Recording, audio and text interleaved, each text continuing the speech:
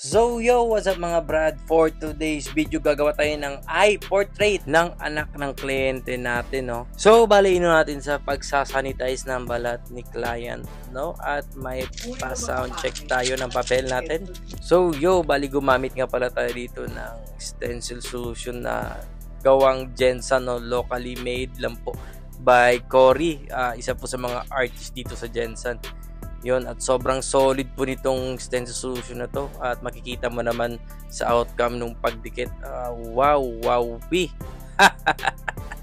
at nagumpisa na tayong maglining dito at gumamit nga tayo ng 7RL. So bali sa paglilinya po pala ay medyo maingat tayo, no, dahil sa konting maling hinga mo lang ay tatagilid na yung linya mo. So habang naglilinya tayo, pinipigilan po natin yung ating paghinga kasabay ng paghagod. Yan, medyo daan-daan lang yung paghagod natin, no? Nasa mga 7.5 or 8 volts lang yung gamit natin, no?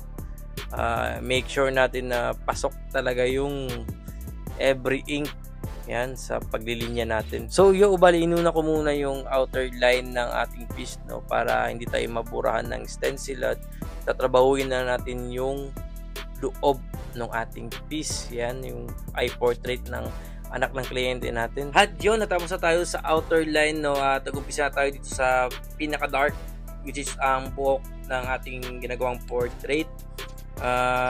Dahan-dahan natin siyang biniblend doon sa transition na makikita yung hair strand nung piece na ginagawa natin. At gumamit nga pala tayo dito ng 15M1, no, para sa mga solid black na shading natin. At sa medyo may transition, gumagamit tayo dito ng 15 curve mag. Ayan.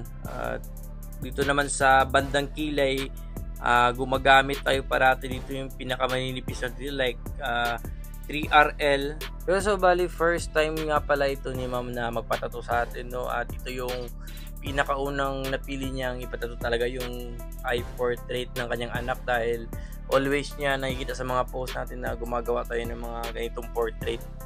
So bali by next time daw, may papacover up si ma'am sa kanyang bandang likod, at hindi po tayo ang gumawa nun. So respeto po sa mga unang artist na gumagawa nung mga kina-cover up natin tato. Sadya nga lang na gusto na talagang ipa-cover up na ating mga kliyente yung kanilang mga old tattoo. Mga gusto nga po palang mag-inquire at magpa-book ng schedule, pwede nyo po akong i-message dito sa aking Facebook account, Bruce Villegas, at pwede nyo po i-check yung aking portfolio. And this is the final result. Enjoy watching and peace. Bye-bye.